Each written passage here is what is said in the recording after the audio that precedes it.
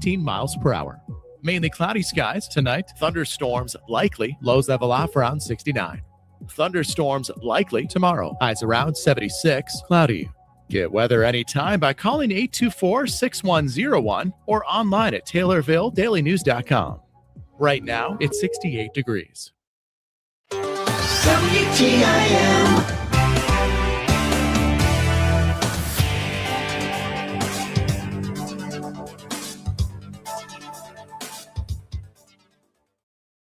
You're listening to WTIM, your information station. Time now for your expanded local news. I'm Reed Kamai.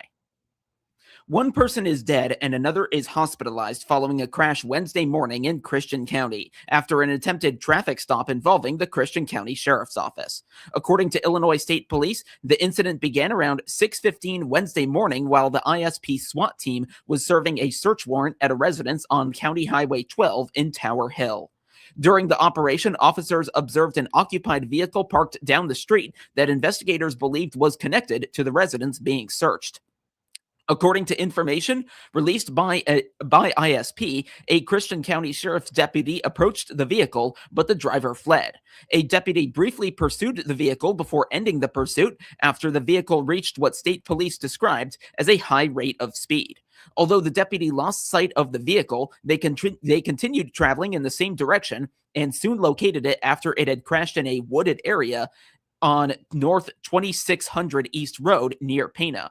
According to investigators, the male driver, whose name has not yet been released, was ejected from the vehicle and was pronounced dead at the scene. An also unidentified female passenger suffered injuries and was transported to an area hospital for treatment. The ISP Division of Internal Investigation has taken over the investigation. State police stated that investigators are processing evidence, conducting interviews, and gathering all available facts.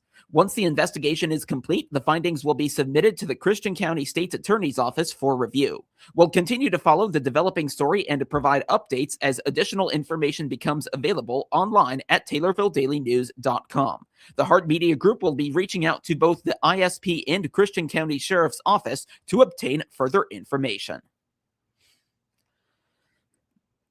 A lawsuit filed in Sangamon County Circuit Court alleges the Catholic Archdiocese of Springfield enabled and concealed the repeated sexual abuse of a child by a former priest at St. Mary's Catholic School and Parish in Taylorville during the early 1990s. The complaint, filed by the law firm Gold, Greco, and Hensley on behalf of an unidentified plaintiff, alleges that Father John O'Connell sexually assaulted the child on multiple occasions between approximately 1991 and 1994, while the boy attended St. Mary's School serving as an altar boy.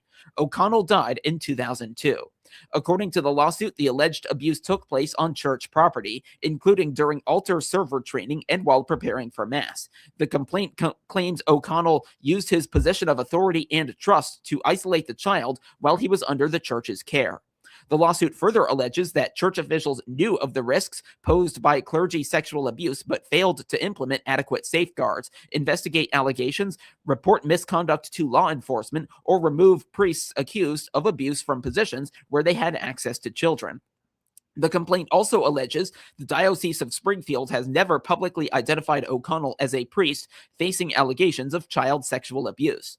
Attorneys representing the plaintiff contend the church violated the trust placed in it by families and are seeking to hold the diocese accountable for what they describe as systemic failures to protect children from abuse. The lawsuit also references the 2023 Illinois Attorney General's investigation, which found nearly 700 Catholic clergy members across Illinois had been accused of sexual misconduct, which proves to be significantly more than had previously been disclosed by the church.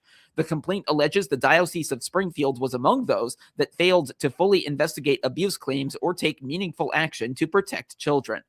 According to the lawsuit, the plaintiff continues to experience lasting emotional, psychological, and spiritual trauma stemming from the alleged abuse. The lawsuit seeks damages and accountability for the alleged failures of the diocese while aiming to prevent similar harm in the future. Recent scandals involving two members of the Illinois State House are renewing calls for reform surrounding General Assembly members' conduct. State Representative Carol Ammons, a Democrat from Urbana, was charged on July 7th with misusing campaign funds and scheming to receive financial kickbacks. Also this month, another representative from the same party, Harry Benton of Plainfield, resigned amid bipartisan pressure to do so. He had been accused of sexual harassment and other unethical conduct. Politicians and insiders are pointing to staffing and supervisory arrangements involving legislators, as well as transparency levels and investigation processes. Dr. Kent Redfield is a professor emeritus of political science at the University of Illinois Springfield. He says that for staffers of General Assembly members, it is often unclear to whom they can address conduct-related matters. The problem is that with a kind of a bureaucratic, an situation, then you've got pretty clear lines of who you report to and the role that that your HR department plays and all of that. When you get to the legislature, you've got 118 bosses, all members. We're talking about the House of Representatives, and then when you get to a district office where the legislators, the House members have control of their budget and do their hiring, then those people are in a different situation than someone that works for a legislative staff, the speaker's staff in Springfield, where you've got an HR department, you've got a much clearer process. The resources are a lot clearer. Dr. Redfield adds that investigations often happen behind closed doors in the interest of privacy, but this circumstance can raise questions about their thoroughness. It's a very closed door process that with very limited transparency. And so it almost seems to be designed more to protect the legislator than to allow for transparency and to get to to really get to the heart of what's going on. And so these are not new complaints in terms of the way that the Legislative Inspector General office is conducted. And there's a legislative committee that it has to approve of a lot of what the person doing the investigations has to. They have a say in what's looked at and what isn't looked at, and that sort of thing. And so this is definitely, not a new issue. More information on the Illinois General Assembly is available at ilga.gov. Dr. Kent Redfield appeared as a guest on the WTIM Morning Show. Kids going back to school soon, along with their families, will be able to partake in activities and visit local vendors at a health and resource fair this weekend. The Christian County YMCA and Taylorville Memorial Hospital are collaborating to host their third annual back-to-school health and resource fair. It's scheduled for tomorrow from 11 in the morning to 2 in the afternoon at the Y. Local vendors will be on hand along with food, giveaways, and other activities. Jade Bollinger, community health consultant at Taylorville Memorial Hospital, says there will also be free vision and hearing screenings, which for some grades are mandatory. Depending on what year your child is in school, vision screenings and hearing screenings are required. I do not know at what grade level they are required, but I do know that at some point throughout the school year, those screenings are going to be required. So again, we just encourage families to come out and take advantage of those opportunities to be able to get those screenings done at no cost. So again, I also want to just say thank you to all of our vendors and to the YMCA as well, because if it wasn't without our vendors and the partnership that we have with the Christian County YMCA, this event wouldn't be possible. TMH has also collaborated with Operation Loaded Book Bag to provide free school materials to those in need at the resource fair. Well, the last I talked to Susie Trauber with Operation Loaded Book Bag, I think we were slated to provide school supplies to over 200 kids this year. So to be able to see the popularity of the event grow year after year is definitely something that would make any event organizer or planner happy to see. So again, I think, and I also think it just proves that that things like this are needed in the community for families. And so again, we're just excited to be able to bring this to the community and to the families in the area. As of yesterday at noon, the National Weather Service's forecast for tomorrow showed an 80% chance of rain. Bollinger says they are prepared to move some happenings indoors, with the petting zoo the likely only casualty. This is definitely a rain or shine event. I've been working really hard this week to just kind of pivot and move a lot of the outdoor activities that were scheduled to be moved inside. So again, don't let the rain stop you from coming. It's still going to be it's going to be nice and comfortable inside the gym, and we're going to be able to have a great day still, even if it's gloomy outside. So again, we just encourage everybody to come in from 11 to 2 and just enjoy the day. I'm still holding off and hoping that the weather changes, but it doesn't look like it's going to at this point. So yeah, there is a chance that the petting zoo will be scratched. I tried to convince Bruce at the Y to allow us to bring a petting zoo in the gym, and he just wasn't having it. So, so yeah, unfortunately, if the weather doesn't cooperate with us, we will have to cancel the petting zoo. But other than that, all of the other activities are on as planned.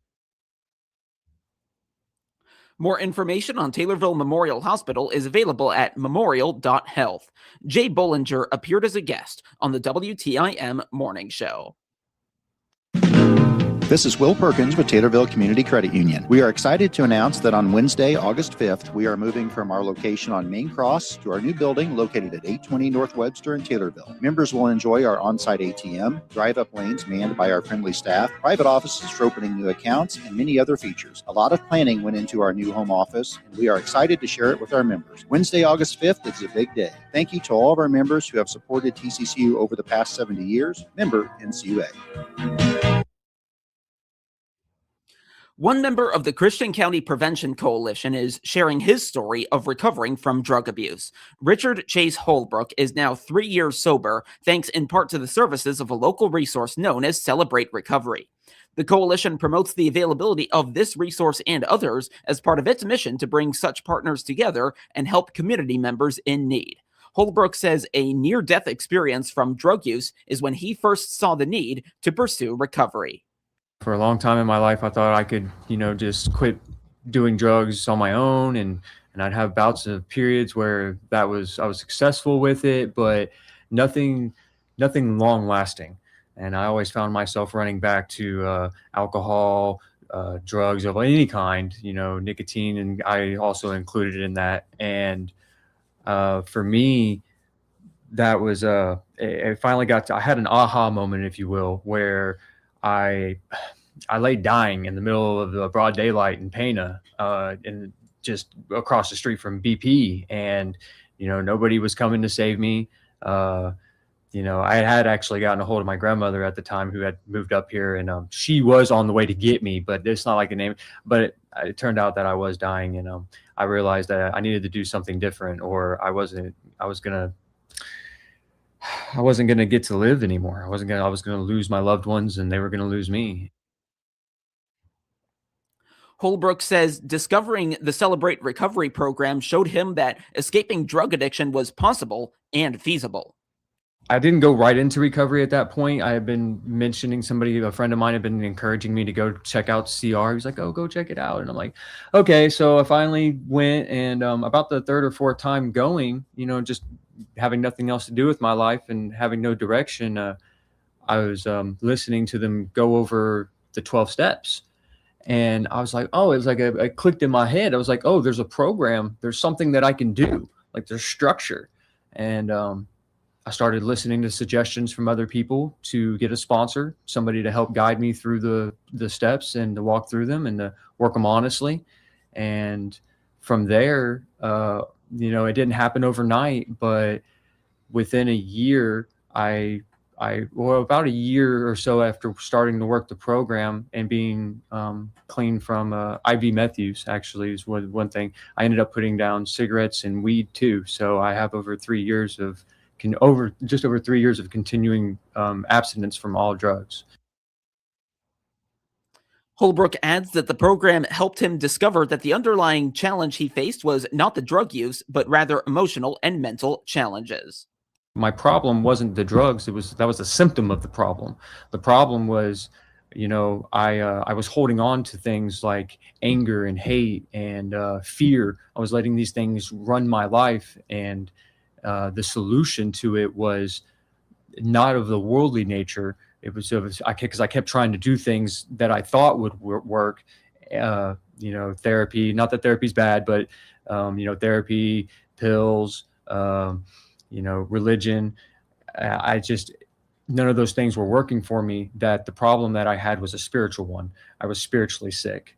And in order to essentially get better, I was going to have to be willing to let go of the things that were holding me back, like fear and anger or resentments and grudges, and to learn to practice things of the spiritual nature, which is like love and forgiveness, not just for others, but for myself. Learning about others' journeys and working through setbacks were other major factors in his road to sobriety. Seeing the evidence that there was millions of other people who have worked the program and found long-lasting, not just sobriety, but peace of mind and serenity, gave me hope.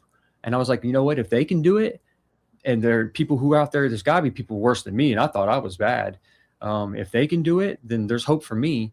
But in order for that hope to work, I have to be honest with myself in how I work the program. Like, am I doing it to the best of my ability? Am I being thorough with my inventory? And that's why I love the steps so much, because it doesn't ask me to be perfect. It just asks me to aim for perfection and then look for progress. Right. So that way, when I fall short, I can take that down and I can go, oh, okay, do I owe amends to myself, to others? And just be easy on myself. Take it one day at a time. Life's, like I said earlier, a journey. It's not a sprint. It's not a race. Yeah. Something to be enjoyed. The Celebrate Recovery chapter at Davis Memorial Christian Church in Taylorville meets Tuesday evenings at 5:30. More information is available at davismemorialchristian.org/celebrate-recovery-Taylorville. Richard Chase Holbrook appeared as a guest on the WTIM Morning Show. Your son was 3 when you planted that tree in your backyard. Now he's grown, planting seeds and making memories with his own kids. Let Heartland Bank help you grow more memories with banking options for every stage of your life. Welcome, former CNB customers. We're your community bank. Heartland Bank. We build relationships that nurture and grow your dreams. Visit us today at hbtbank.com, member FDIC. Now to obituaries, which can be found at TaylorvilleDailyNews.com. 91-year-old Norma Jean Gates of Edinburgh died on Tuesday. Cremation rights have been accorded. Arrangements will be made at a later date by McClure Funeral Home and Cremation Services. 74-year-old Harry Herman Hoare of Palmer died last Saturday. The funeral service will take place today at 10 at O'Sally Funeral Home in Morrisonville. Burial will be at Anderson Cemetery. Arrangements are being handled by O'Sally Funeral Home in Morrisonville. 89-year-old James Jim Newell of Taylorville died on Tuesday. Visitation is tomorrow from 10:30 until noon at Taylorville Christian Church. A celebration of life will immediately follow. Arrangements are being handled by Sutton Memorial Home in Taylorville. 92-year-old Carolyn Ruth Eggeman of Tovey died on Sunday. Visitation is this Sunday from 2 till 4 at Sutton Memorial Home in Taylorville. The funeral service is this Monday at 10, also at Sutton Memorial Home. Arrangements are being handled by Sutton Memorial Home in Taylorville. 84-year-old Florence Dolly Pauline Smith of Taylorville died last Saturday. A memorial gathering will take place Monday at 1:30 at Sutton Memorial Home in Taylorville. Family will receive visitors until 4:30. A celebration of life will immediately follow at the Evangelical Free Church in Taylorville. Interment will be at a later date. Cremation rights have been accorded. Arrangements are being handled by Sutton Memorial Home in Taylorville. And 77-year-old Robert Bob Leroy Durbin of Taylorville died July 18th. A graveside memorial will take place Tuesday at 2 at Oak Hill Cemetery in Taylorville. Cremation rights have been accorded. Arrangements are being handled by McClure Funeral Home and Cremation Services in Taylorville. Well, we're expecting showers and thunderstorms before 2 today, and showers and likely a thunderstorm thereafter. Get local news anytime at TaylorvilleDailyNews.com and every hour as well.